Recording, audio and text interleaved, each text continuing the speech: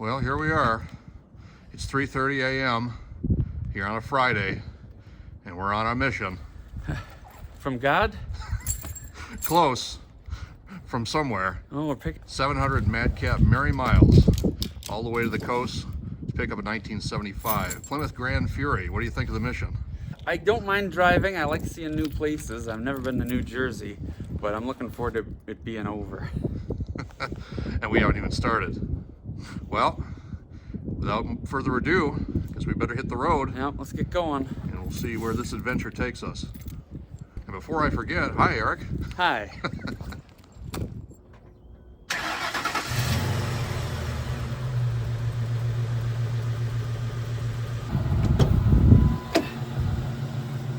All aboard. I'm getting on 94, aren't I? Yes, we are. We taking I-94 down to I-75 and making our way out of Detroit. So this job is a bit of a fluke for us, but let's see, maybe the start of many more just like it. Yeah, we don't normally tow cars, especially not this far, but this guy loves this car.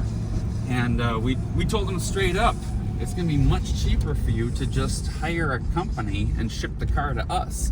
And he said, nope, I don't want it being handled by strangers. I don't want it being handled by people I don't trust. I don't want it in an open trailer. I want it in your guys' enclosed trailer in the hands of people I trust.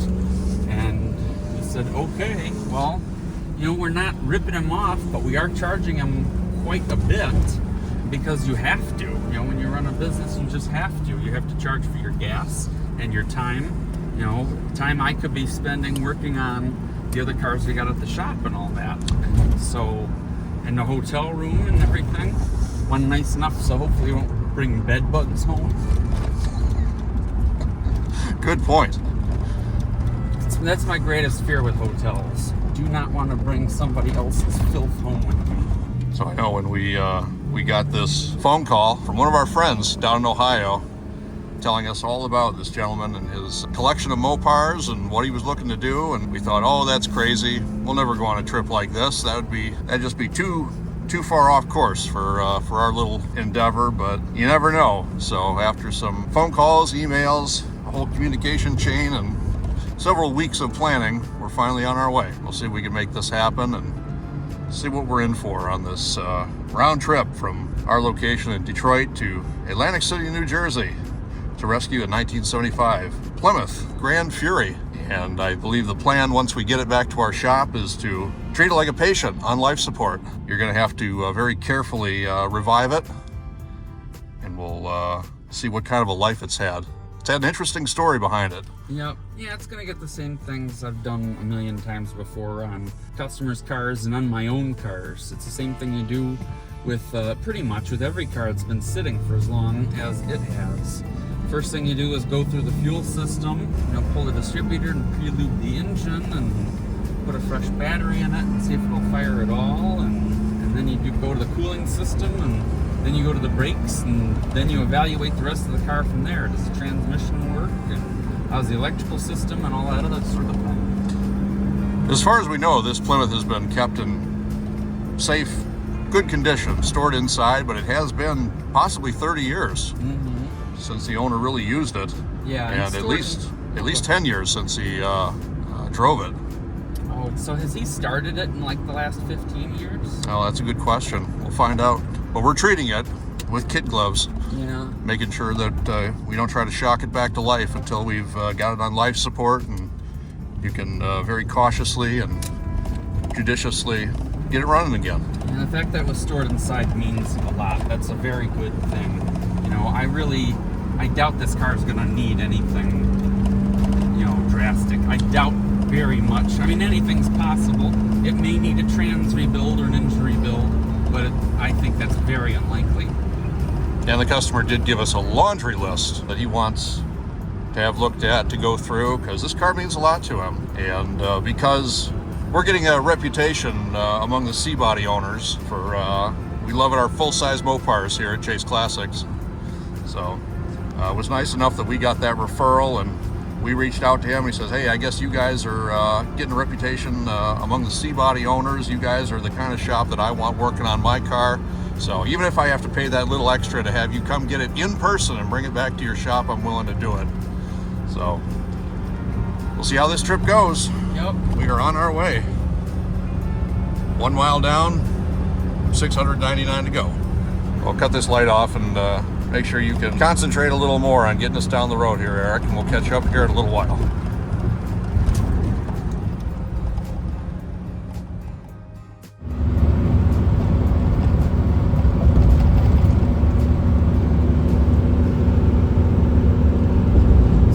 It's got that freighter over to the right, isn't it? Yeah. Yes. That freighter, I think, is like a museum. I've always wanted to come and see that. Yep. Right here on the outskirts of Toledo.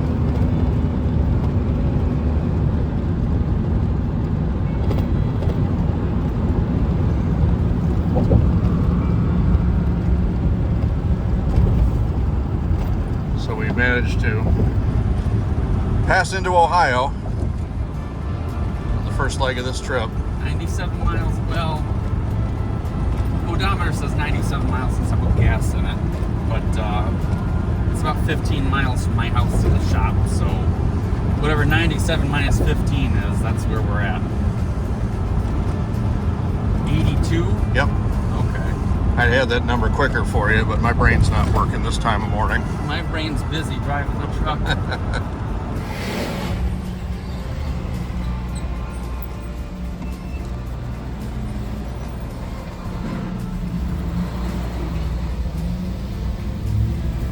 Here's our checkpoint at the Ohio Turnpike. So I know you traveled a lot more with this truck and trailer than I have, Eric. We're about to find out what kind of damage we're in for hauling a double axle trailer across the toll roads of the Midwest. It's significantly more expensive. I don't remember it being horrible. And luckily, every other time I've ever done it, I was towing somebody else's car, and so they were paying.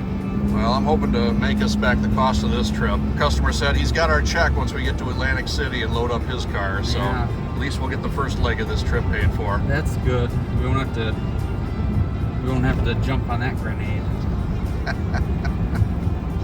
So what kind of truck are you driving? What is our go-to transportation for hauling cars cross country? This is a 2006 Ford F-250 with a 5.4 liter V8. It's an engine that I know a lot of people hate passionately, and for good reason. They are known not to last. This is the tri-valve. Yes, it is. Triton V8, right? You know, I'm not worried about this one. I bought this truck knowing that the engine had been freshly rebuilt. Now, whoever rebuilt it, I found out since then, they did take at least one shortcut, because about, 2 years after I bought it, it started making some noise on the driver's side of the engine. I pulled the valve cover to take a look at it, and everything looked fresh and new and beautiful and shiny, except for one rocker arm. Whoever rebuilt it put one used rocker arm in it, and the bearing failed on the little roller on it, and it dug into the camshaft.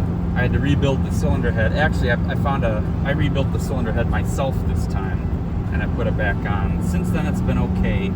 And another thing, I guess I'm getting on my soapbox. Maybe you didn't want to talk about my truck this long. I put a thicker oil in it. I put in a 5W30, which helps these engines a lot. So between all of that, I actually trust it a lot. Because Ford V8s typically took a very, was it low viscosity? They recommend 5W20 for these, but I'm sure that's enough to get it out of warranty. But if you want it to last forever, I have no doubt you need something thicker. That's what most of the people on YouTube, people that are known for knowing things about Fords, like that Ford Tech Muckaloko or whatever his name is, he said that. The gurus say if you want it to last forever, you need a thicker oil. And I want it to last as long as possible. And the Triton V8s are kind of notorious for being very unforgiving if you neglect their oiling maintenance. Yep. I don't neglect this truck. I like this truck a lot. No, you've used it for many years, hauling cars cross country in your own time, and now we're doing it on the company's time. And it was a big boon to us when we decided to form our little business that you already had this truck and trailer. Yeah. I got it fairly cheap because it had some transmission problems that the last owner couldn't figure out. I traced it to a wiring harness between the computer and the transmission had come loose and fallen on the exhaust manifold, and it melted through a couple of wires, which I'm sure, once again, the people that did the engine, not only did they not quite rebuild it right, but they didn't install it right either. Otherwise, that wouldn't have happened, the wiring harness falling out of place like that. But everything I've ever had to fix on this truck isn't from it being, you know, worn out or beat up. It's from someone servicing it and not doing it properly. We're finding that more and more in some of the classic cars that you've been taking apart for our customers too. Oh yeah, we've got a Camaro right now. The customer had the carburetor rebuilt, and he bought it with a rebuilt distributor, and the end shaft end play on the distributor was out of spec, and I had to shim it to get that in spec. And then after that, problems with the carburetor started surfacing. We got to rebuild the carburetor, and we're gonna have to go through that with a fine-tooth comb and make sure that it's got the right metering rods and all that sort of thing in it now, because whatever's up with the carburetors, it's going to end up being kind of unusual. See it all in this business, don't you? Yep, we do. And we are certainly learning along the journey as well. Yep, and we get by with a lot of help from our friends that know a bit more about classic cars than us. You know, you can't know everything about every car. You know, I feel very confident with old Mopars, but when it comes to something a little bit different, like a Mercury, sometimes you got to ask some questions, do our homework, hop on the forums and check that out. Definitely get the factory service manual. Don't just get a Chilton's or a Haynes. That's good enough if you're just doing a tune-up, but to really do the job properly, you got to have the actual factory manual. So does that mean you have the factory manual for this Ford F-250? No, I don't. I've got a Haynes. Sorry, I couldn't resist. Yeah, I know. Well, I'm not sure Ford was still printing paper manuals in 2006. And of course, once again, most of the work I've done on this truck I did while I was still at Baker. And while I was at Baker, I had access to professional service information. Right. You had the whole Ford archive at your fingertips. Basically. On the computers. Yeah, now I still have friends that work at Ford dealerships, so, you know, I can lean, and I have leaned on them for things like that. I had problems with the trailer brake control module on this truck when I first got it. I still have friends in that business that I can lean on when I have to. It is good to have friends, especially in this business. Yeah. And especially when it comes to referrals that we got. This was all from a longtime car show friend of mine, Chief Mike down in Ohio. Mm-hmm. And how cool, when we talked to our customer out in Atlantic City, he said he consulted with Mike and told him the kind of car project he was looking for, and Mike told him, hey, there's two guys you need to call. Either Mark Moraz out there on the East Coast or Eric and Ross in Detroit. Lo and behold, we got the phone call that says, hey, you guys came highly recommended, and I understand you're really into C-body Mopars, and I've got a job for you, and I think you're the right guys to handle it. So if you can find some way to make it out here to the East Coast, let's see what kind of deal we can work out. Mm-hmm. So here we are. Yeah, and days, weeks later, on our way. This is our type of car. Once again, I feel pretty comfortable with Mopars, so it's nice to be saving an old C-body. And from the looks of it, this one's in, you know, cosmetically gorgeous shape. It's just been sitting for a long time. And the owner has a very long history with that car, which I know we'll get into more detail once we see it up close. Yeah, the owner definitely loves it. Yeah. I'm definitely looking forward to getting to know it and learning about it, seeing the kind of work that's been done, the kind of history it has to tell. We'll find out more as we make our way down the Ohio Turnpike on our way to Atlantic City.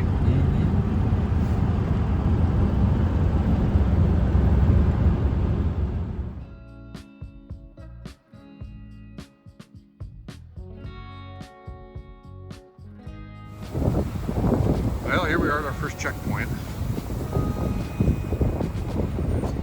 Stopping for fuel here along the Ohio Turnpike.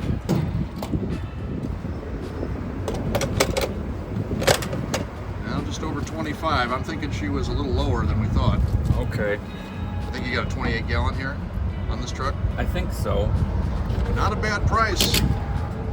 It's about $3.15 for regular here in Ohio. Yeah, so God bless Ohio. this time, until we play them in football again. Okay, well, I don't know if you want to get anything from the vending machine or something. But Nope, I'm all good to set. go. Let's roll. Okay.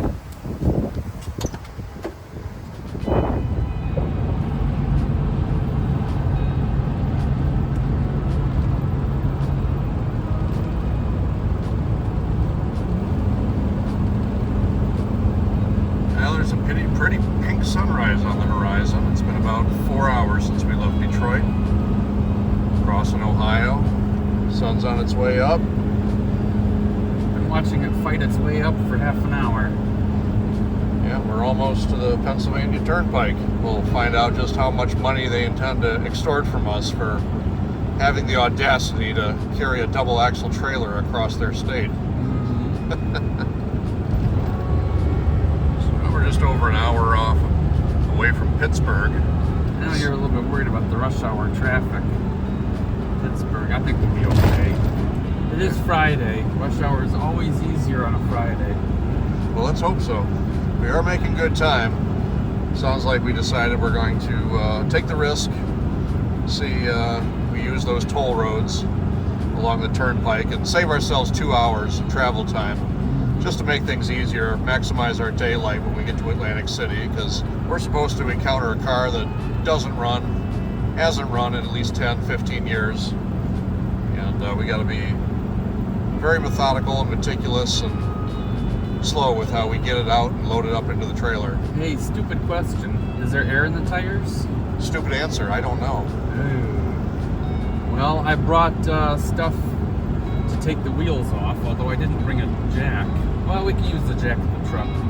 So, I mean, I suppose if we have to, we can take the wheels off and take them to a gas station or something. Right. In the photos that he sent, it didn't look like the tires were in any sort of unusual state. But okay, as long as we can push it. Yep, that's the idea. And again, this is the same gentleman. You know, he sold that '82 Dodge Diplomat police car. Yeah, which means he probably knows how to take care of a car. Lowest mileage M-body on earth. And they had only one minor issue, the people that ended up buying that car from him. So, what issue do they have again? one of the calipers locked up. Oh, yeah, it's common on M-body. But once they got it to actually start to roll, it freed itself up eventually. I'd still probably replace the calipers or have them rebuilt. Oh, I'm sure they did. They got phenolic pistons in them that don't seem to like being exposed to brake fluid for 30 plus years. Yeah, those Chryslers, they found ways of using phenolic resin or whatever that stuff is for all kinds of stuff. First in the Carter carburetors and then in the brake system. Yeah, it's good for when it has to deal with heat. Ah, gotcha. Well, speaking of heat, how's the 250 doing? Okay. Maybe I should take it out of... Yeah, we're pulling up over another hill. Yep. I hate it when it does that. I had the cruise control on, and that, you know, it's hell-bent on keeping that speed. But sometimes going up a hill, I'd rather lose a little speed and save some fuel and save some wear and tear on the truck. Save some wear and tear on my back, too. Woof. We've lost the smooth section of the Ohio Turnpike coming across here. It's just nothing but bumps and bruises. Well, we'll see how we do. We transition. Not as bad as Michigan. No, that is true. We definitely set the bar pretty high when it comes to how bad roads can be. We'll see what Pennsylvania has in store for us here in just a few minutes. As we make our way east towards Atlantic City,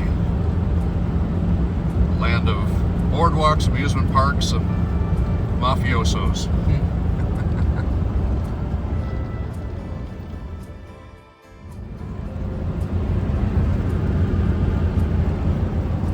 Well, so much for Ohio. We crossed into Pennsylvania. Now for a very, very long stint across the Pennsylvania Turnpike. Rolling hills and annoying two-lane blacktop. Divided two-lane blacktop, but... I think it's, at least Pennsylvania, I think, is a fairly pretty state. Yeah. But we got a long way to go across it. Got to cross the whole shebang. And you're right about that. It is a entertaining driving experience, as I recall, on my trips out east here. Towing a trailer and staying with all the twists and turns as you move through the hills of Pennsylvania is definitely a workout. It's not going to be boring. No, it's going to be. You're going to get a workout.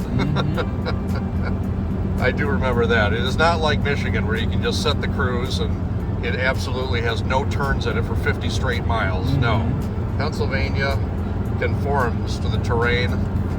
There's a lot of hills, a lot of valleys, a lot of rivers to cross. We got a long way to go and a short time to get there. We're eastbound and down and right into the rising sun.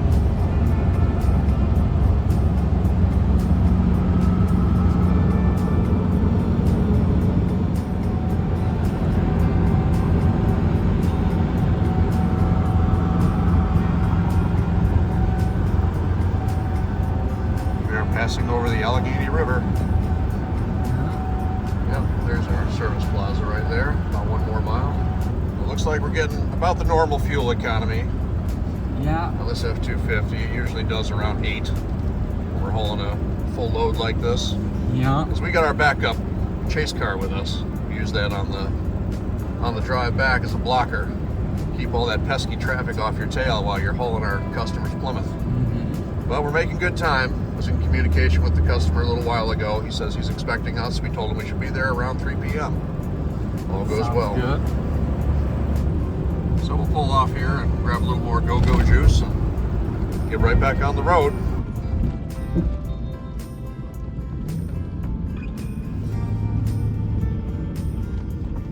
One more checkpoint down. We are now entering Allegheny Mountain. Nice to have a break from the sun. I can't believe it's still morning. We've been awake for how long? 7 hours? Yeah, the day's just getting started. Yeah, well, we are more than halfway there now, aren't we? Yep. This is a big tunnel reminding us we're not in Michigan anymore. Uh-huh. So these quaint, sleepy Pennsylvania towns with the rolling hills. And there's some foliage left, and we were surprised just how much snow was on the ground here up in the hills. It's much cooler. Oh, it's probably because the sun's not beating down on us. Right. And our last fuel stop, I noted we did the calculation, and we know that this tow rig of ours doesn't get the best fuel economy, but it's managing only about 7.25 mpg, which sounds bad, but regretfully it is about average when we got a full loaded trailer with us. So, Eagle-eyed among you might notice the check engine light is on. Where did that box go? Oh, yeah, The right truck's got a bad knock sensor. I meant to replace it before we went on this trip. it's under the cup holders. Okay, that might have helped us, but I just did not have time. So I just did the oil change on this truck last night before leaving. So Always important to keep that maintenance up for a road trip like this where we're covering almost 1,500 miles. Mm-hmm. So I'll do the knock sensor, and hopefully when we bring this car back to New Jersey, because he wants it towed back, he doesn't want it driven. Hopefully we can tell you we got another mile or 2 a gallon or something. Well, we definitely get to see some different scenery on this trip now. No more flat plains of Michigan. Now we're into the rolling hills, and eventually, I mean, we get, pretty close to West Virginia and along the hills here in Pennsylvania before we cross over into New Jersey. And I was hoping because we're going south, there would still be some leaves on the trees, but we're also higher in altitude, so it's colder. So I don't think we're going to see any foliage. It's all brown. the fall colors of New England are probably long gone by now. I think so. Maybe once we get closer to sea level. Do you happen to know what's the altitude in Atlantic City? I would think it's not too high. No, it's got to be right down by the ocean at zero, at sea level itself. Mm-hmm. Yeah, maybe there'll be something different there. Possibly. Get a load of these tall, brown, rolling hills. And the ever-present road construction that is just endemic these days. Things are going good. We're making good time. We're going to a unique little historical district too near Atlantic City, the owner mentioned to me. And not really sure what the significance is of May's Landing, but that's where we're going, which is just to the west of Atlantic City. Maybe when we bring the car back, we'll have more time to look around or something. Yeah, it'd be interesting to see if they got historical villages or things from colonial period that, we've never seen before. I've never been to this part of the coast before. Definitely check it out once we're there, if we got the time and the opportunity. I read the dirties.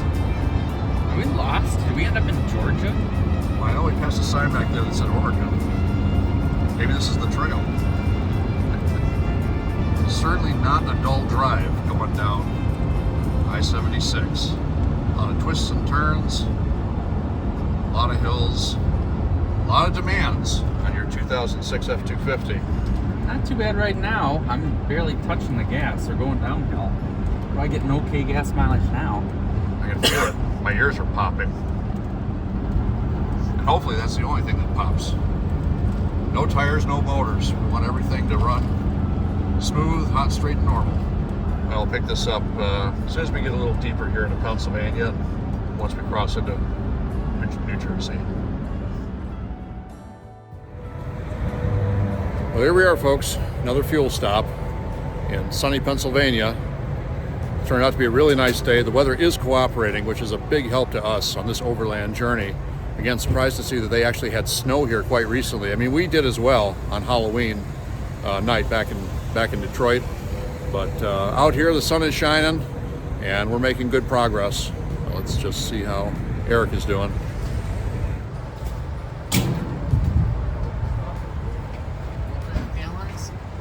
Set a quarter tank.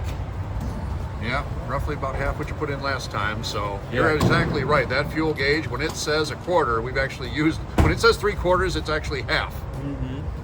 That just kind of become the rule of thumb with this truck. You want to take a quick check on the Jeep? Yeah, we should check the Jeep. We have been going up and down a lot of hills.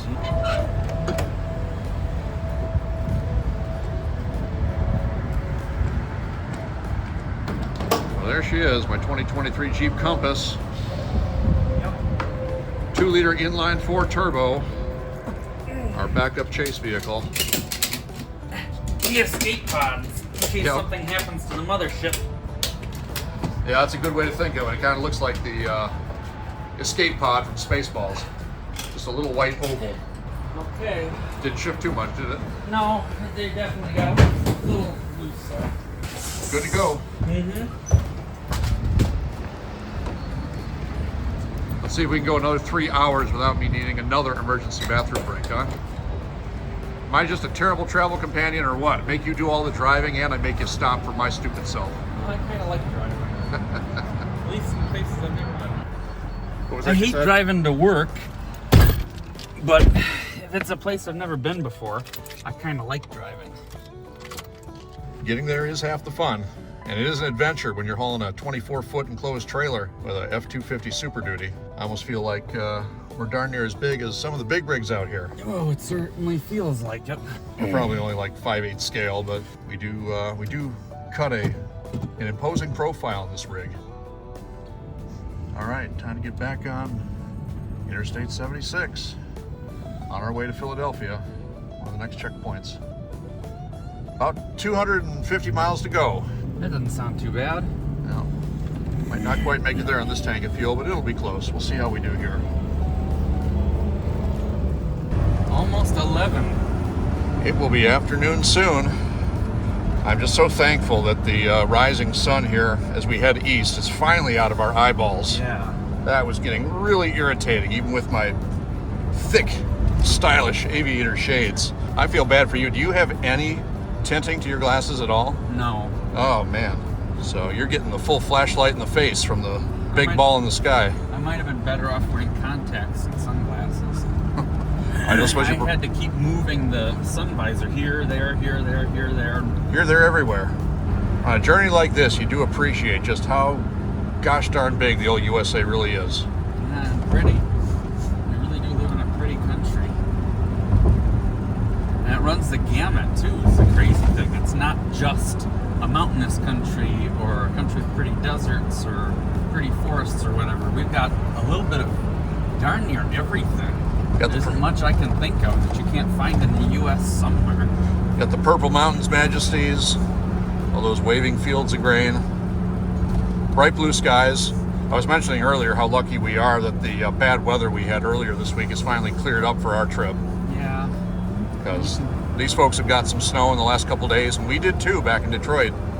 We passed through some places here where there's still snow on the ground. And you noted there was some salt on the road. Yeah, well, I've been fighting with rust since I was 16, since I've had a relationship with cars. So, yeah, I'm in tune to that stuff. And that's another reason that we're picking this car up for the long haul back home to Chase HQ. Wouldn't be fitting to try to shock it awake and then drive it 700 miles all the way back with this salt on the roads. Yeah. Not a 75 Mopar. You gotta keep them clean. Honestly, if I was the owner of this car, I would drive it back. Okay. But I mean, it depends on how long it takes. If we finish it in February, then no. You know, I'd have to deliver. But if for some reason it's May by the time we finish it, it might be. It probably won't be, but it might be. Then I'd drive it back. Well, I hope it doesn't take that long, but if it does, we might be able to give it its running in test period on the drive home back I don't think to Jersey. I don't think it's going to take that long, unless something weird happens that needs a trans rebuild or something. But I really, really, really don't think it's going to go that far. Well, let's find out as we keep moving right along here in the hills of Pennsylvania. There is definitely more fall colors around here. Yeah, well, I think maybe we are starting to get a little bit south and a little bit closer to sea level or something. It's late fall colors. It probably was still prettier 2 weeks ago, but it's better than what we've seen so far. I was just commenting earlier on just how much I dislike this drive through 76 when I'm by myself. But you're finding it to be a pleasing, low-stress challenge that keeps your mind occupied, your vision stimulated, having to make decisions as you wind this big truck and trailer through all these rolling hills. I'm enjoying it. It's just challenging enough to be interesting without being frustrating, and I'm surrounded by stuff I don't get to see very often. I gotta tell you though, I'm easily entertained by stuff like this, by things I've never seen before. You know, first time I drove through like the Texas Panhandle, you know, that's literally the most boring thing in the world. There's literally nothing if you've never done it. For like an hour and a half, there's flat ground and literally nothing. I mean, dirt and road, and you can see all the way to the horizon, all the way around you. And it's like that for like an hour and a half, 2 hours. Maybe the occasional tumbleweed or jackalope.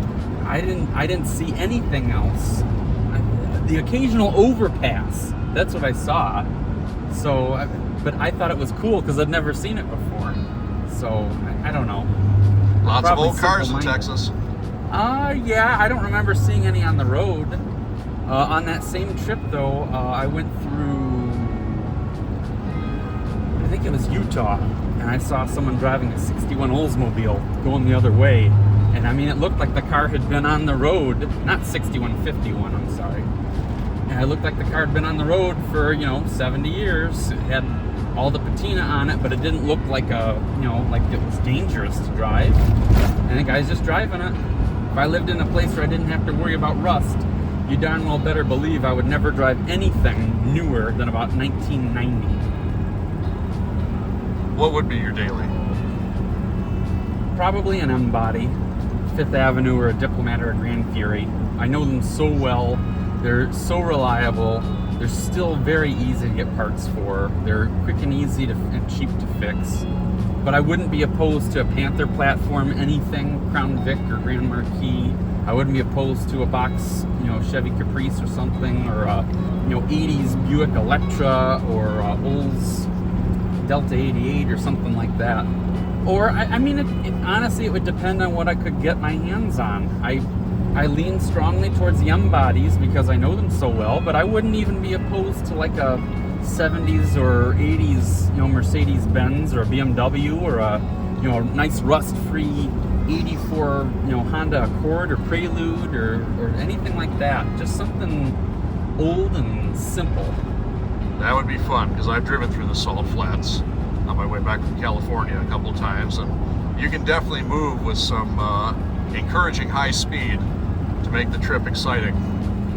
I don't think any of the cars I mentioned are fast. No, but they feel like they're fast when you're trying to do 90 miles an hour in something of that era. Back when everyone was having to drive 55. Well, we're managing to stay just above 55. I think the average speed we're trying to maintain here is about 65. Yeah, I'm trying to keep it about 65. I'm letting it go faster when we go downhill, and I'm letting it go slower when we're going uphill.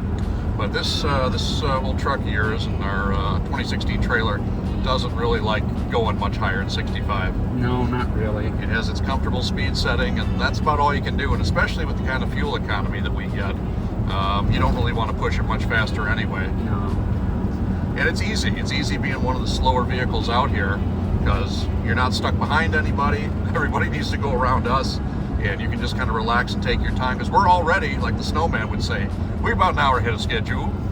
Are we really that far ahead? Yeah, about an hour. That's good. And we're talking about, maybe we were talking about staying basically not too far outside of Atlantic City, but we're so far ahead of schedule, we might load up the car and start heading back west again and see how far we get before we get too tired and have to get a hotel. So right. Then we can get an even earlier start tomorrow. And get back to Detroit earlier, which means more time to work on old cars, get caught up on some of the projects, and more time to ourselves to get caught up for being open on Sunday. Yeah. Especially if you got to go to church service. Yeah, I like to go, if I can get my butt here, I like to go as early as possible. Absolutely. And that means an early morning mass. Yeah, although usually Sunday's one of the few days I get to sleep in a little bit, so I don't know. It depends on how I feel. And you may need it after this trip. To think, when we started this video, we were already at 3:30 a.m. and now we're approaching 11:30 a.m. It's hard to believe we've already been on the road for 8 hours. Mm-hmm. And the morning is only just getting wrapped up. We're about to start the afternoon shift and see if we can get there to our destination by mid-afternoon. Give ourselves plenty of time, plenty of light to get loaded up and back on the road again. Well, I'll let you get back to enjoying your drive today, Eric.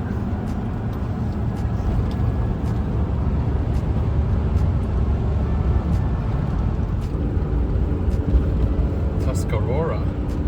I don't believe I've ever been through this tunnel before. Well, you have now. Yeah. I'm tempted to blow the horn. You better believe if I was driving a Lamborghini Miura, I'd drop it down a gear or two and let it sink. Absolutely.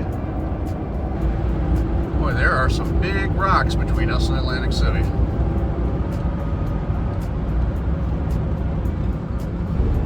That must be where they piled all the dirt that they pulled out of the tunnel. Like a debris field.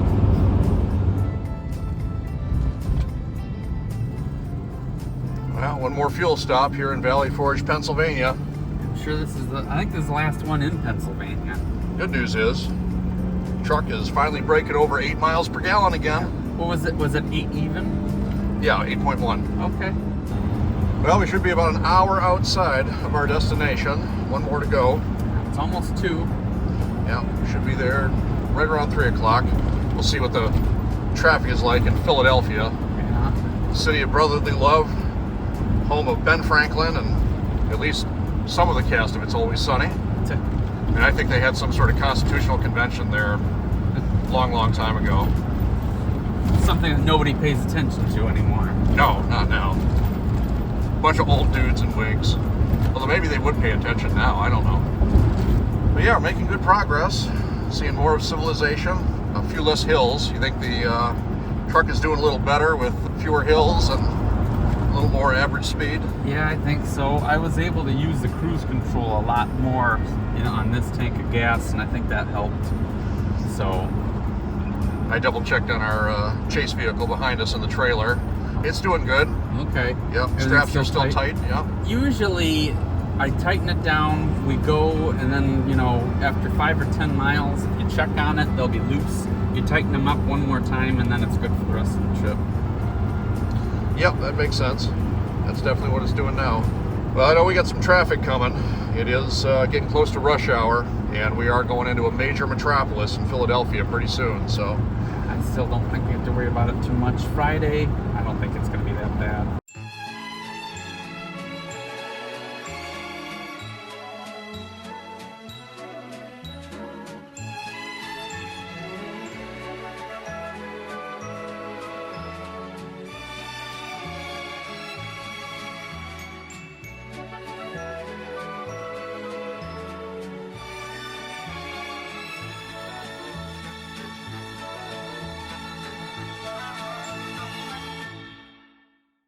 There's an 8-minute slowdown in 4 miles. You are still on the fastest route. I guess I was wrong about the rush hour. I will say that is a very impressive skyline. And a unique one, too. Uber modern. Not going to confuse that with any other city in the world, are you? Certainly not with Detroit. With all our early 20th century office tower Yeah, we got the Renaissance. architecture.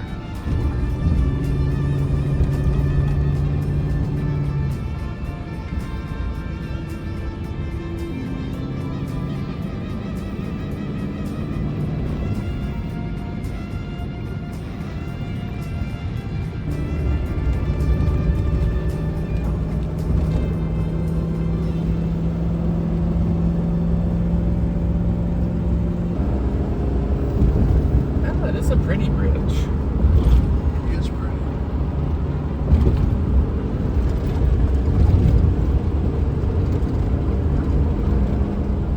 My back there. You're good.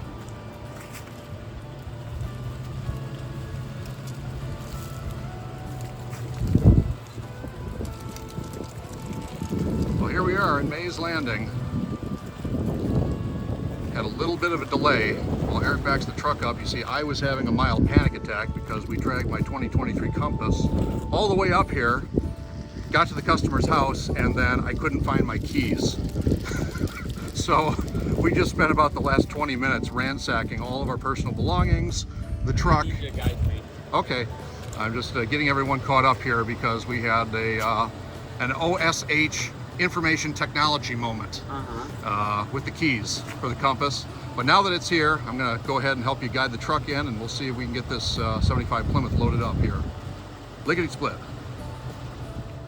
All right, folks, quick update. We've done it. The 1975 Plymouth Gran Fury, custom with police spec options, hand built by the original owner. It's loaded into our trailer. It was long, it was a little laborious, but hey, we gave ourselves an hour and we've done it in 1 hour. I'm so proud of Eric for getting this all knocked out. Now, the owner's a very private person, and he lives in a private community, and so we don't want to disturb him and show you any images yet of this gorgeous brown metallic 75 Plymouth with a beautiful original vinyl top and a gorgeous final interior with all kinds of police spec upgrades. So just as soon as we leave this property here outside of Atlantic City, we'll make a little follow-up with some shots of the vehicle for you, just to see what we've been up to. Stay tuned, we'll be right back.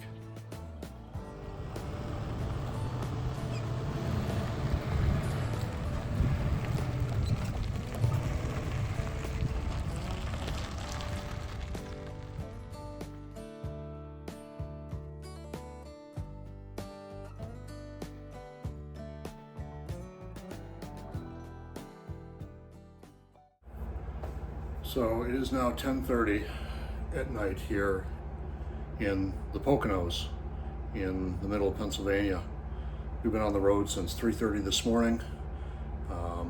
Getting the car loaded up was one thing. Trying to get across New Jersey and Pennsylvania without paying $1 in tolls is almost beyond the limits of human endeavor. I'll say that much, especially when you get turned around at a bridge crossing because your truck and trailer weighs 7 tons and the limit is 3. But that's another story for another time. Eric's been working really hard piloting the truck the whole way back for another, gosh, I don't even know how many hours it's been now. But he's exhausted. I promised him we'd be off the road by 10. I got us into this hotel over here in Whitehaven, I believe it's called. Right off of Interstate 80. Seems okay. Again, price is reasonable. You get what you pay for, as is always the case. So we ended up driving through Triton, New Jersey, which was an event. A lot of police activity all throughout New Jersey. Just police cars, SUVs running around, whizzing past us with the lights on, pulling people over, making traffic stops. Who knows? Crime and punishment. It's Friday night here in late autumn in the Midwest and on the East Coast. So, but overall, the trip has been a success. Up to this point, truck's still doing very well. Eric has an indomitable spirit. He's a real trooper. He's a much tougher man than I am, that's for sure. But I promised him we'd be off the road by 10 o'clock and that we could get some rest because he's eager to start out bright and early again. And we've got about 8 hours of travel left to get back to Detroit to our Chase HQ. I think we're in good shape. My little Jeep is performing well. It's nice having the backup vehicle.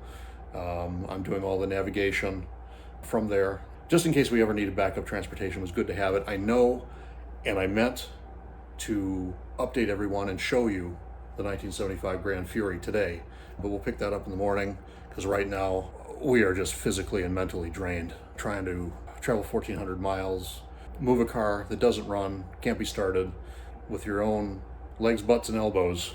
It went very well, but it's an exhausting process having to do all that manually and load a vehicle that old and that heavy into a trailer by hand.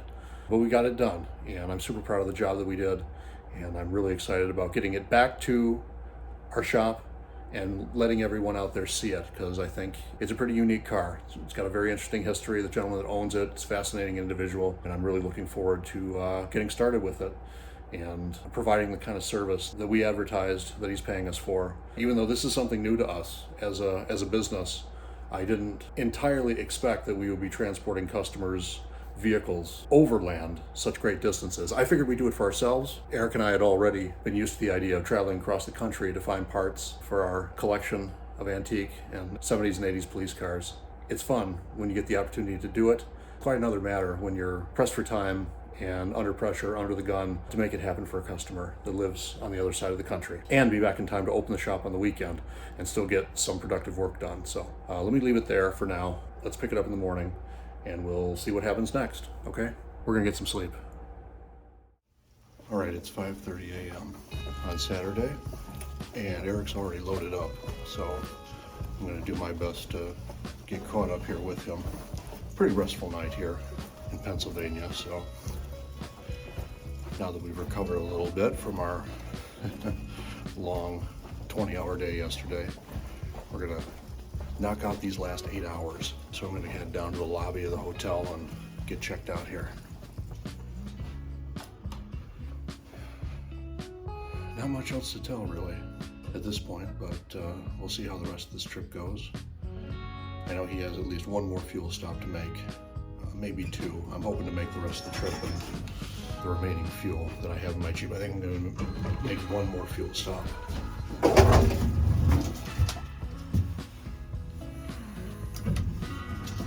So here we go. Wish us luck.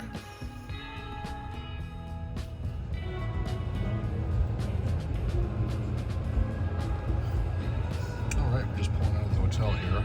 As you can see right now, my little Jeep Compass is averaging just over 33 mpg on this trip. Eric already set off a few minutes ago. I'll go ahead and see if I can catch up to him here on the I-80.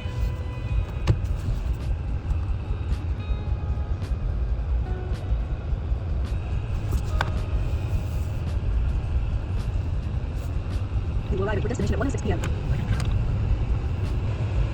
And I think we're both recovered a bit, so let's see how we do here.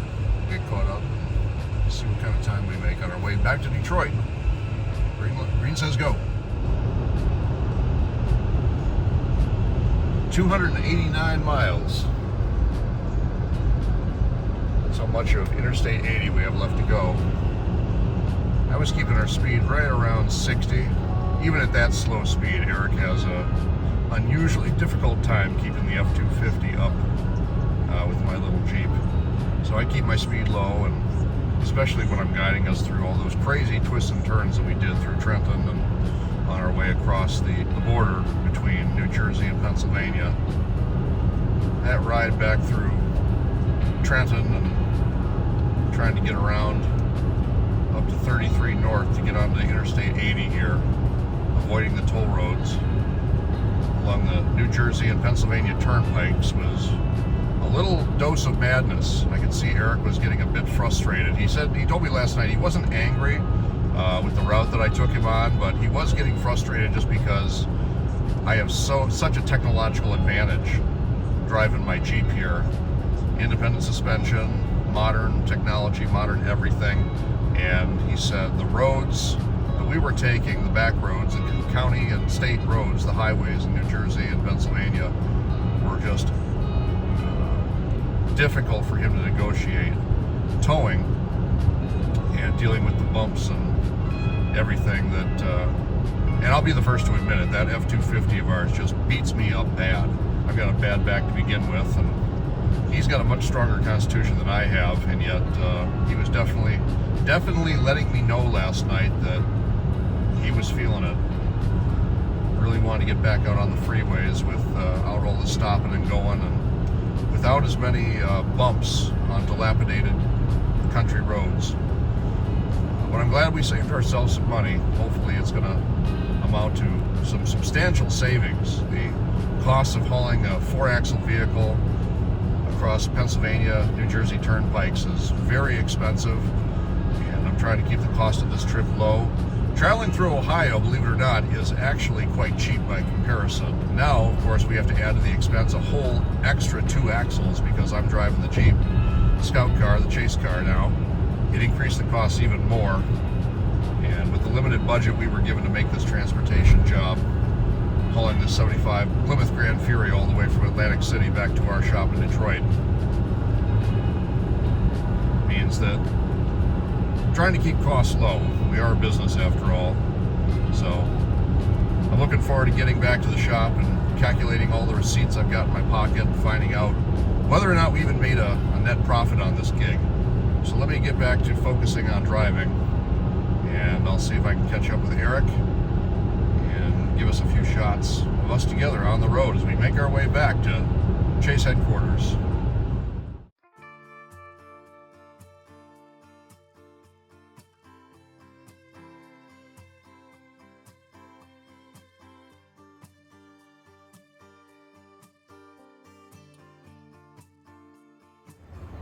All right, hopefully the first and last fuel stop that I have to make here in Pennsylvania.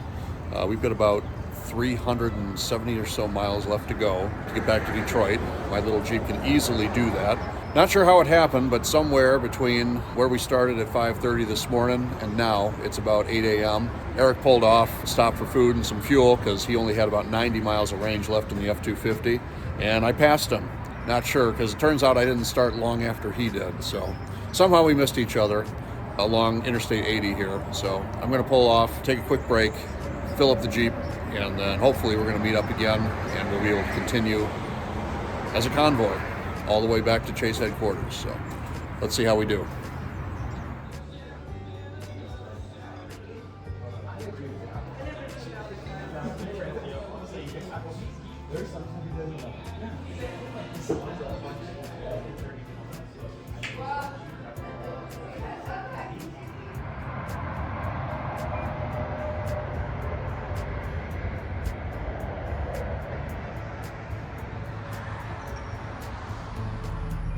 All right, so I'm back in the car after that quick pit stop, and stopped at this local family restaurant here along Interstate 80.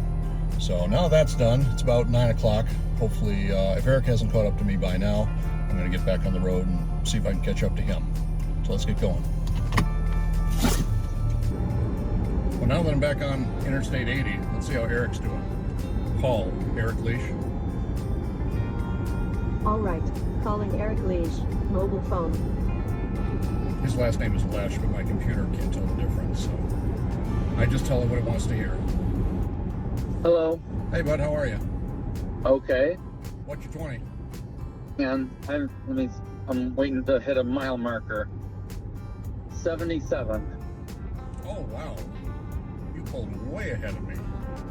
Oh, really? Yeah, gosh, you're a good 40 miles ahead of me now. I'm not even going fast. I'm trying to keep it to 65. Alrighty. Well, gosh, that pit stop of mine took a little longer than I thought, so, but I got some good food out of it. So I'll do my best to catch up here. Okay. And hopefully see you within the next hour or so. Alrighty. Let me know if you need anything. Yep. Things are going smooth here, so. Good. How much fuel range you got left? Oh, probably about 60 to 70 miles. Okay. So I'll look to pull off the next 60 to 70 miles in case, or I'll call you back then just to make sure you're not off the freeway, because we keep missing each other. Mm-hmm. That seems to be a common occurrence with us. If it's not at the shop, then it's on the road. Uh-huh. So anyway, good luck. Weather looks good. Roads are pretty clear, so we're making good time. And my computer says we'll be back in Metro about 2 o'clock. Yep. Cool. Okay, buddy. Are we meeting at the shop? Yeah. I'm going to drop some stuff off at my house since it's on the way. And I'll see you at the shop right after that. Yeah, I might as well stop at the shop. All right, I'll see you back there. Oh, yep. Catch up to you in a little Bye. while. Bye-bye. Okay, yep, bye. Well, once again, that's par for the course for us. First I'm 50 miles ahead, now he's 40 miles ahead. That just shows you what happens to average speed when you stop for any length of time, especially for a pit stop like that. Average speed, fuel economy, just takes a nosedive. Like those cannonballers, you just got to keep your foot down. Keep that speed up, fighting against the clock. Everyone, all of us, our entire lives, we're up against the clock. But, on the whole, we're making good time. I was expecting we would be back in Metro at the shop late afternoon. We've actually got a customer with the 79 Cadillac Eldorado looking to meet up with us probably to get an update as to how the project is going. If you haven't seen that video already, we'll do a little recap there soon. It'll be another one of the videos in our long list of episodes. But that project is moving right along. I think we're over the biggest hurdle now, and we just got to get some fine-tuning done and fix the underlying mechanical issues. So I let the customer know about that and let him know that, hey, first, Eric already sorted out the fuel injection system. Well, now it looks like you got a mechanical issue. So as soon as we get the first part of the bill paid, we'll tackle the second part, and hopefully we'll be a happy customer when we're done. It's the name of the game in this business. And as new as we are to this business, boy, we are on a fast learning curve. We are having to learn, adopt new policies, new procedures, figure things out, solve new problems, have new experiences, just like this one. This is our first ever long-distance overland transport with a customer's vehicle. And we're going to be doing the return trip probably in a few months. So let's see if we can piece a video together about that as well. Although the owner tells us it's going to be a much easier trip next time. He's going to be living 4 hours closer to Detroit than he was on this trip. So that'll save us time, that'll save us money, that'll save us a lot of hassle, and maybe we'll be able to pull that trip off in one day. That would be good. Time is money, as they say. So I expected it was going to take us 2 days to pull off this trip to go to Atlantic City and back, and to be safe doing it, because there's no point in tiring yourself out beyond the ability to be safe, especially when you're moving vehicles, traveling long distances at high speed, and having to do all those other things along the way. Answering comms, keeping in communication, watching the map is quite an experience. So this one is going well. Very pleased with the progress that we're making. And hopefully everyone out there is enjoying seeing what we do and seeing what we're about. If our videos seem a little more extemporaneous, unplanned, unscripted, compared to other car show programs here on some of the channels and social media, well, that's on purpose. Eric and I are big fans of some of the biggest channels on YouTube and on other sites that host car videos. And one of the things we noticed over time is that the more polished they get, the more scripted they seem to be, and therefore the more staged they appear. So from the very beginning, if our conversation and our interactions seem a little bit more unplanned, and our English, our speaking is a little more conversational than it is for audiences, that's intentional. As much as I really want our videos to be polished and professional looking, I don't want them to sound rehearsed. I don't want them to sound scripted. To me, that loses some of the authenticity, and everything we do here is real and either on purpose or accidental, just like my alarm going off in my pocket right now. Okay, somewhere outside of Cleveland on Interstate 80 at one of the service plazas here on the Turnpike, Eric and I somehow managed to miss each other again in traffic. I was in a hurry to catch up with him, and then he ended up pulling over for fuel somewhere along the Ohio-Pennsylvania border. So I told him I'd be here at the toll service plaza and he should be here any minute now. When I called him, he was at mile marker 213, and that should be about 14 minutes from where I was. It's 11 o'clock now, which means this will be the first time we've actually been able to synchronize and link up in over 5 hours. Go ahead, bud. I'm just passing the entrance to the service plaza. Okay, I see you coming. Alrighty. Cool, man. We'll be linked back up again for the first time in almost 6 hours now. There you are. I see you. Mm-hmm. Welcome back, Cotter. Here I come. I see ya.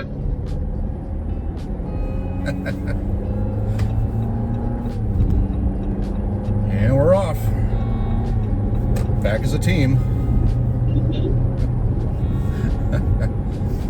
Okay, so my math was only off by 2 minutes. But good to have you back. How's the trip been treating you? Truck got 7.8 miles to the gallon on the last fill up.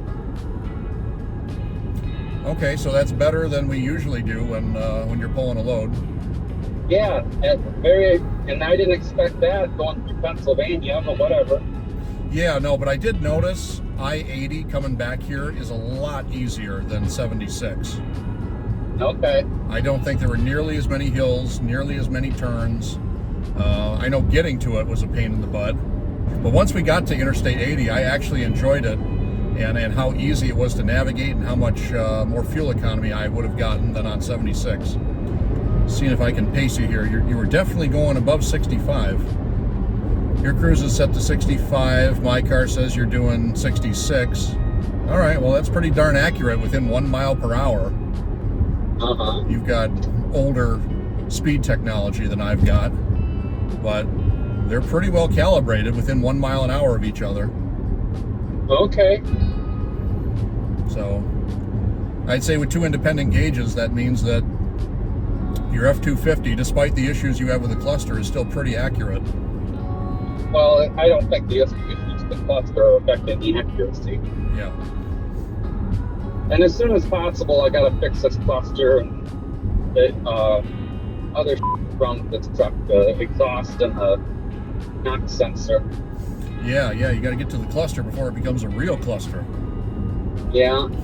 And Chris has offered to help with it. I should have took him up on it sign you up to fix it back when we were not busy. All right, bud. Well, I'll stay on your tail, and you're going to need to make one more stop near the Michigan border, right? I think so. Okay, cool. We'll catch up then. I'd rather do it just before Michigan, of course. Right. I moved it because it was at 190, and I still had a quarter tank left, and I was like, is the gauge getting worse or what? Oh, okay. Just as I was getting to the end of Pennsylvania, and I was like, I'd really like to wait until I get in Ohio to buy gas if I can, and it made it, but yeah, I was getting a little bit nervous just because it was 190 miles on that tank. Right, So, you know but that 200 is pretty much your limit yep, when you're fully loaded like that. yeah, under apparently ideal conditions. Yeah, which I'm hoping. It sounds like the less hills, less going up and down, and a more constant, steady speed, and a smoother highway was a big help to that truck, gaining an extra over half a mile per gallon on the way back. Yeah, and who knows, maybe the knock sensor's flaky. Maybe sometimes it works and sometimes it doesn't. Gotcha. And we got lucky and it worked a bunch on the way or something, I don't know. Gotcha. All right, man. Smooth sailing. Hopefully, we're gonna get back to town by 2 o'clock. Uh-huh. And let me know if you want to do lunch when we get back. Okay. All right. Good luck. I'll see you at the next fuel stop. Yep. Bye. Bye.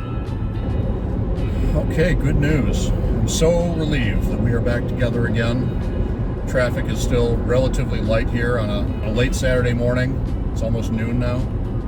We'll go ahead and push forward until the next fuel stop. All we got left is mile after mile of boring, flat Ohio countryside, so no sense running down the battery on the camera any longer than we have to. looking forward to getting back to the shop. That's all I can say. And looking forward to moving forward with the weekend. So just forward, forward, forward. Looking forward, moving forward, keeping forward, going forward.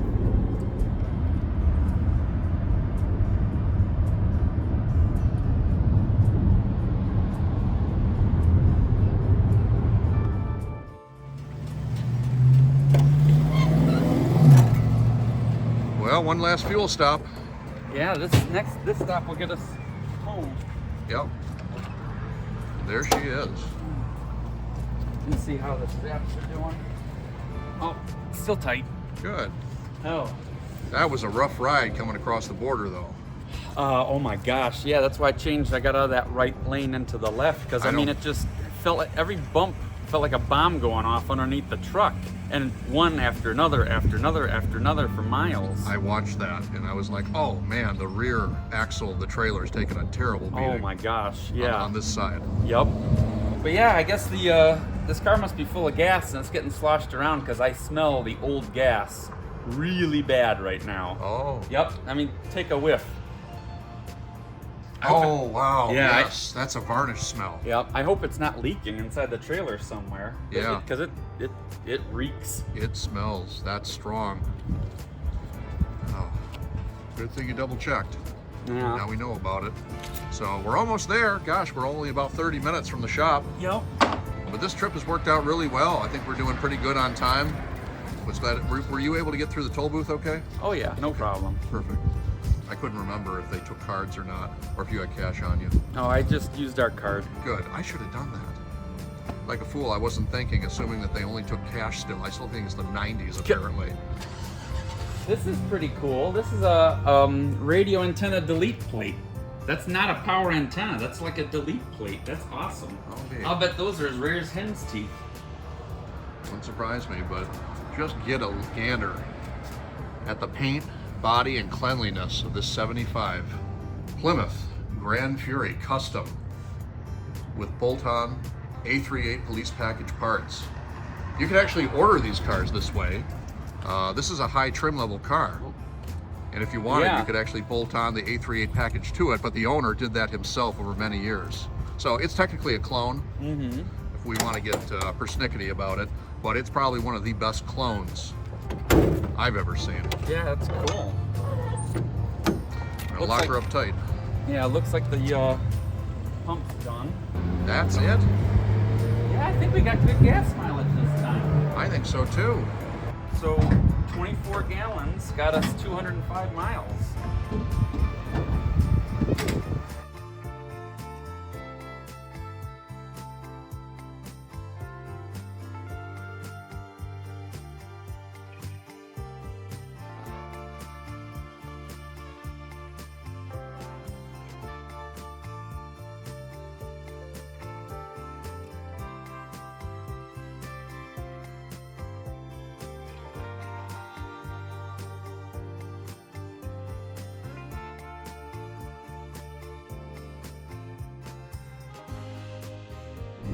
Here's where things get serious. The final run back to the shop. Forget Philadelphia, forget Atlantic City, forget Toledo, forget Pittsburgh and those other places.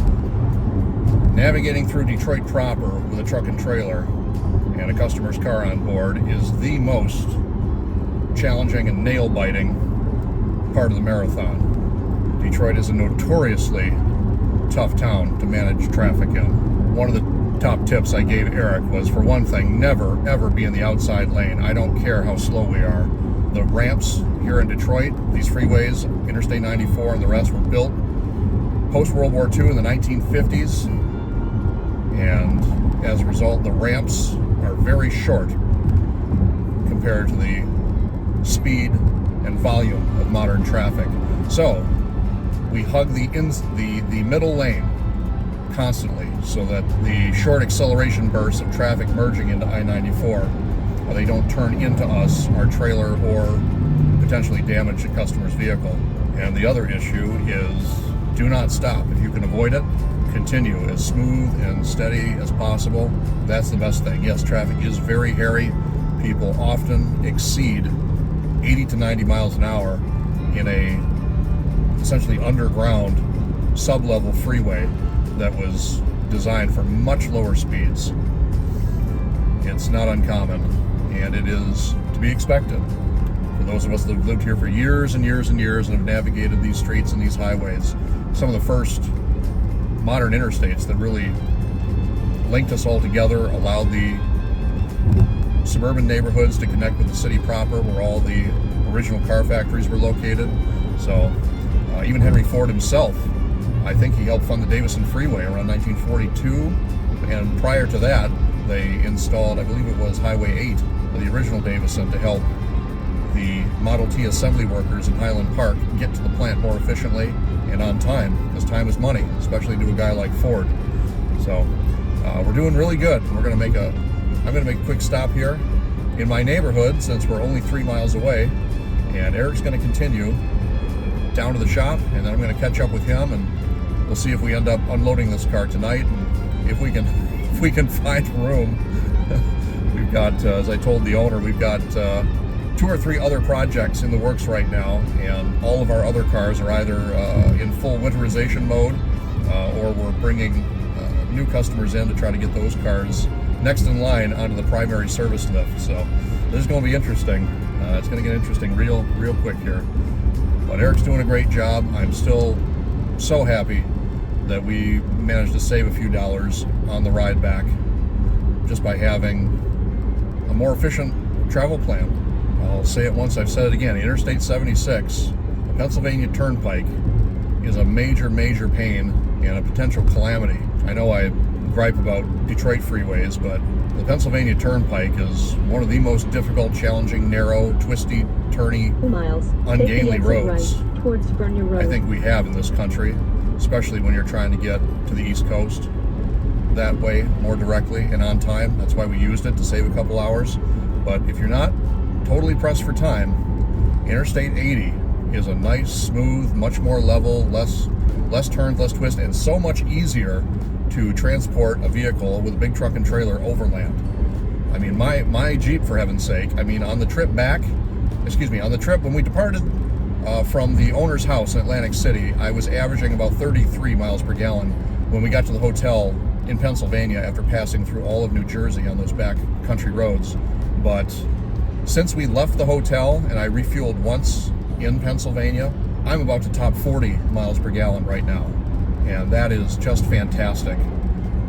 I've only had to refuel once for the entire trip, and I've still got 160 miles of range, the computer's telling me right now. So that's great. I love my little Escort Jeep. It's an all-around great performer. It's an excellent little safety car, and because it's mine, I get to take the depreciation and apply it towards my income tax, as we're using it for work right now. So let me speed up here and right, 225, let Eric know it's been Bernier fun Road, having his back, and I'll catch up with right. him real soon over at the shop.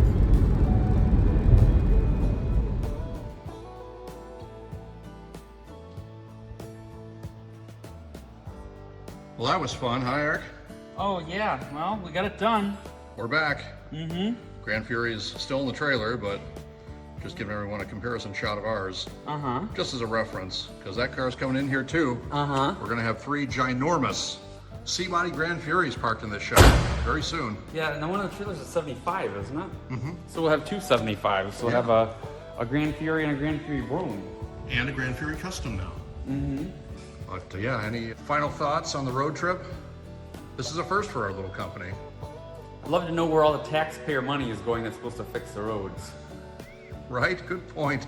Because we paid an absolute fortune to cross the roads in those other states, especially with a double axle trailer. Man, it beat the heck out of the poor truck and trailer. I mean, they seem to be working fine, but I have to keep an eye on the trailer all the time to make sure all the screws aren't backing out and stuff like that. Gave my skeleton a beating too. I don't know about yours, but switching over to our Escort car, my little Jeep, was a big relief. Oh yeah, there's a huge difference. I mean, I drive down 94. 94 was probably the worst of it here in Michigan.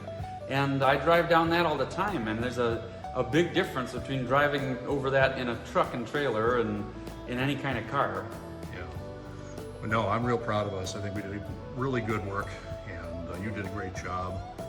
And now we're back safe and sound. We'll get to let the owner know we've made it back to our Chase HQ. And we'll carry on. It looks like the owner of the Cadillac may be paying us a visit tonight, so. Yeah, I just put the wheels back on it. I took the rear wheels off of it to inspect it a little bit and try to figure out where the rear suspension leak was at, and I found it, but I'm not sure what he's gonna want when he comes by.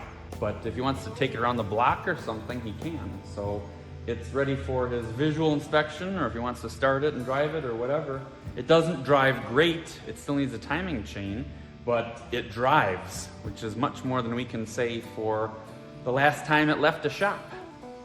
And that's the goal with this 75 Gran Fury Custom that's coming in. Can't be driven, but you're gonna make it drivable probably pretty soon once all these other projects are moved around, shuffled around. Yeah, we gotta get maybe 2 cars gone, maybe hopefully 3, but definitely 2 before we're gonna pull that Plymouth in here.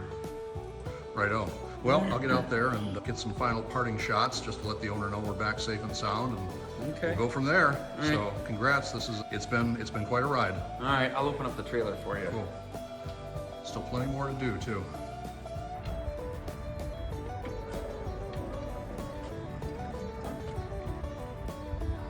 And there she is.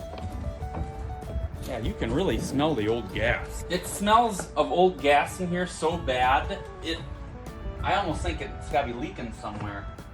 Yeah, I think it is actually. Sounds like you found your first repair. Yeah, I think it's leaking from the seam on the gas tank here. That's why it stinks so bad. Oh yeah, for sure, I see it.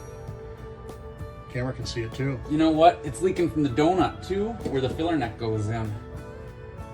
Sure enough, I see it. Well, sounds like it's gonna be a good job for the gas caddy. Uh-huh. Yeah, I think we're gonna be filling the gas caddy.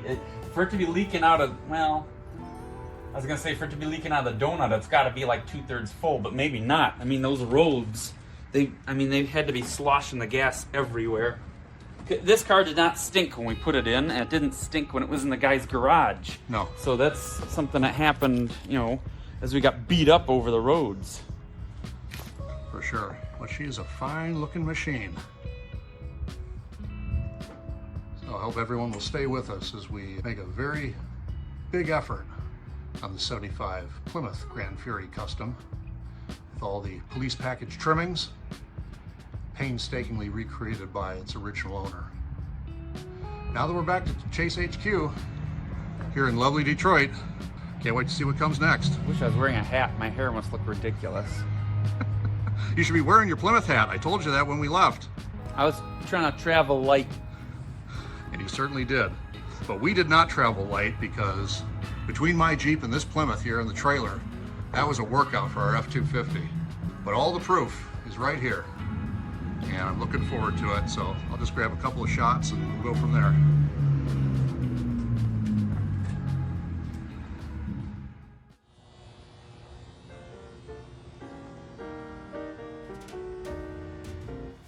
Well, Eric, here it is, safe and sound. Yep. Now we just pushed it in. It's great having it here in the shop. Mm-hmm. It's such a pretty car. Bronze metallic. Get a look at that.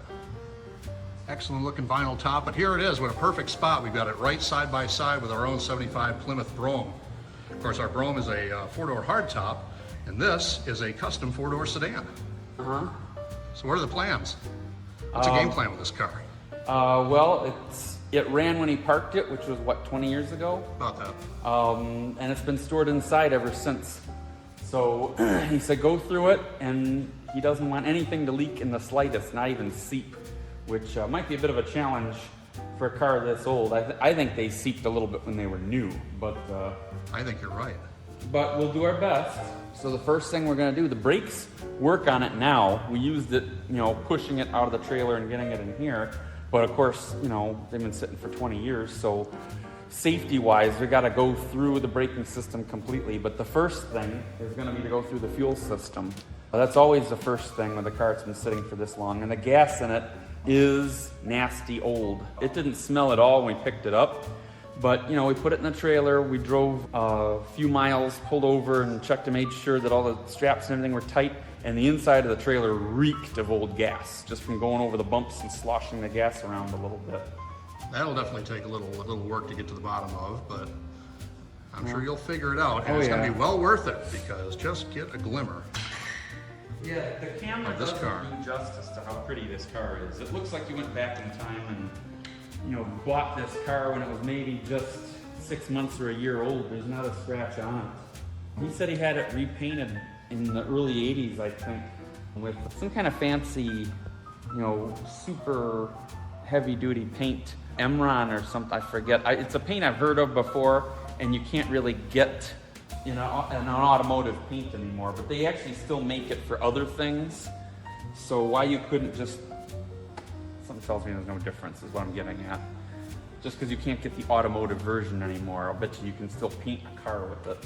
And it still has a nice mirror gloss to it. And the chrome looks nice. It's a little dirty right now from us pushing it and things like that, but it's in very good shape. The trim's all nice. The interior is absolutely gorgeous. The vinyl top's gorgeous. I don't see any rust anywhere on it so far, but you know, once we get it up in the air, we'll have another look. It looks like it was undercoated. So yeah, the camera doesn't do justice to it. It's a really pretty car. Well, this is the first night we've had it here at the shop. Let's take a quick look inside and see how it looks. I think the door's unlocked. He's made a bunch of personal modifications to it to make it look, you know, like a police car. He's got some interesting equipment in it that I really haven't taken much of a look at. I kind of like these sun visors on the tops of the doors.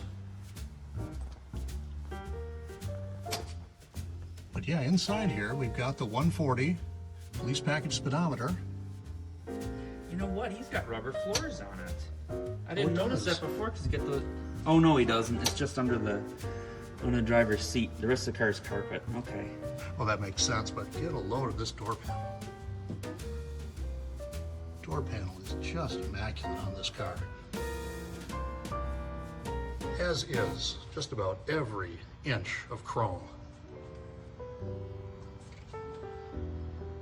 Now, I know we took off the whip antenna to make sure it fit in the trailer Yep. okay, but that is right over here. There's the ball mount for it, right on the trunk. There you go, for a low band whip. But you take a look at this stunningly original vinyl top here. It would have been nice if we had a little daylight to really catch this car in all of its glory. But we are pressed for time with our other projects, so we really had to get this car safely parked inside. The weather's coming, it's Michigan, it's almost Thanksgiving, so we're not taking any chances with the car this, but hopefully you can get a feel for how nice this car is. What's that thing down there? Oh, good question. There's the fire extinguisher. Now, as I understand A it, bin for something. no, storage bin.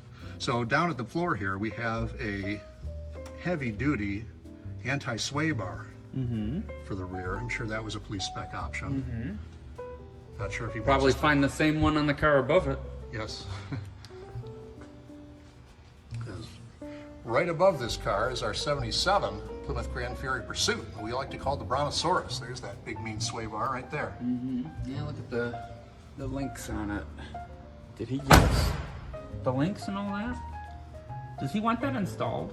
I'll have to reach out. I'll have to ask him. Okay, because I don't know. I didn't notice if this car's got one on it. I know he went to pick up parts and stuff, and back in the day when you could still find, you know, C-body police cars, took a lot of parts off those cars and put them on this car. So maybe this car's already got a sway bar on it. I'm not sure. Well, let's take a peek under the hood, Okay. because I think everyone's in for a treat. Because as beautiful as the V8 is in our Plymouth Brougham, just get a look at this. Dual snorkel air cleaner. Heavy duty alternator. I think this car had orifice spark advance on it. He deleted it. Where was that located? Right here. I'm pretty sure Frida's got it. Oh, right.